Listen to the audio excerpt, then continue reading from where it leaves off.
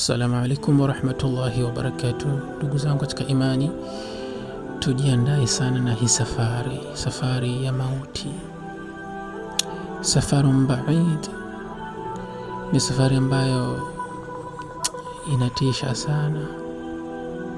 Yani ni lazima tujiandae ndugu zangu. Allah tabaraka wa taala anasema kullu nafsin dha'iqatul maut, kila nafsi itaonja umauti.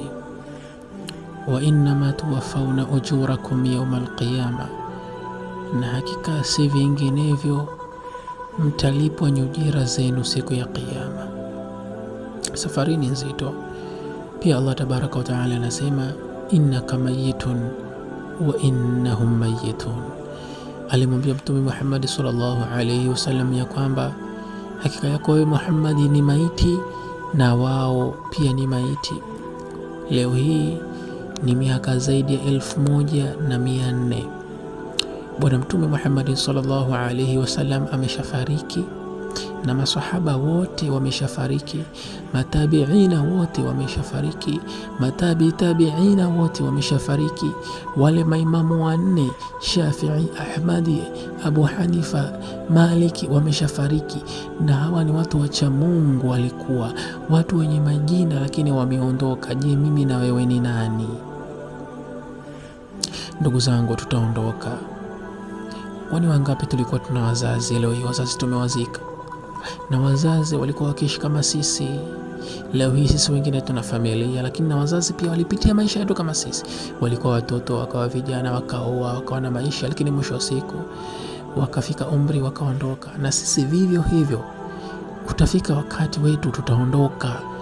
Sasa ni kipi tumekitanguliza mbele ya Allah tabaraka wa taala?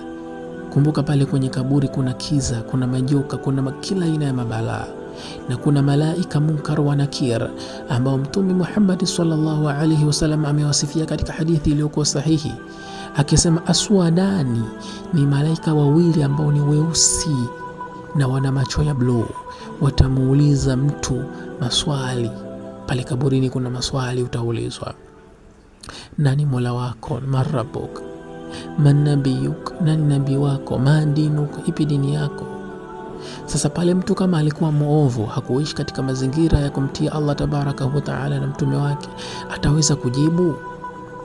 Na maiti akifukiwa katika kaburi lake, atasikia nyayo na mchakato wa ndugu zake, marafiki zake, watoto wake wakiondoka, wakimwacha peke yake. Just imagine ndugu yangu katika imani, uko peke yako katika sehemu ngeni yenye kiza, uko mwenyewe na wazazi wako, ndugu zako, watoto wako, mkeo au mumeo anakuacha katika situation kama hiyo.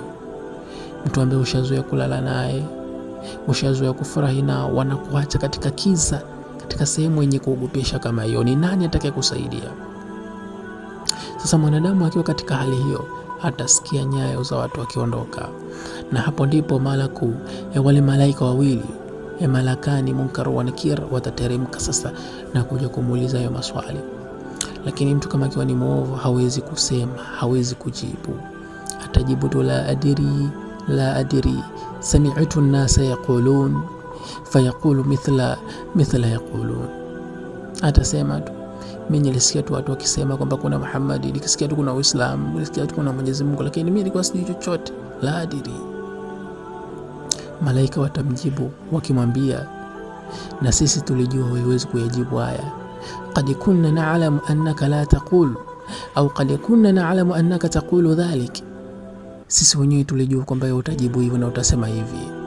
Na hapo ndipo malaika wale watampiga na nyundo, ambayo la nyundo hiyo itapigwa katika jabali au itachukuliwa ipige jabali litasambarazika na kuwa mchanga. Ndugu zangu katika imani, majibu haya au maswali haya ambayo mtu ataulizwa katika kaburi lake, ni Allah peke yake ndiye ambaye anayeweza kumthibitisha.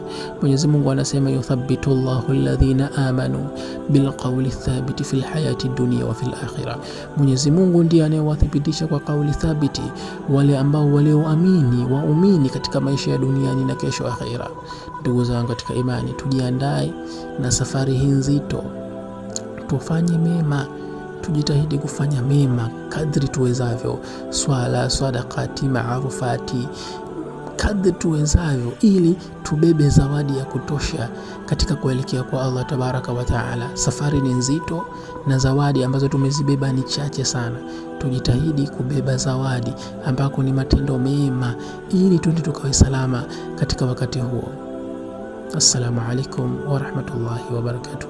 Namuomba Allah tabaraka wa taala sisi sote atujalie mwisho mwema, na ajalie kauli yetu ya mwisho wakati tunaondoka katika ulimwengu huu iwe la ilaha illa Allah Muhammadun Rasulullah.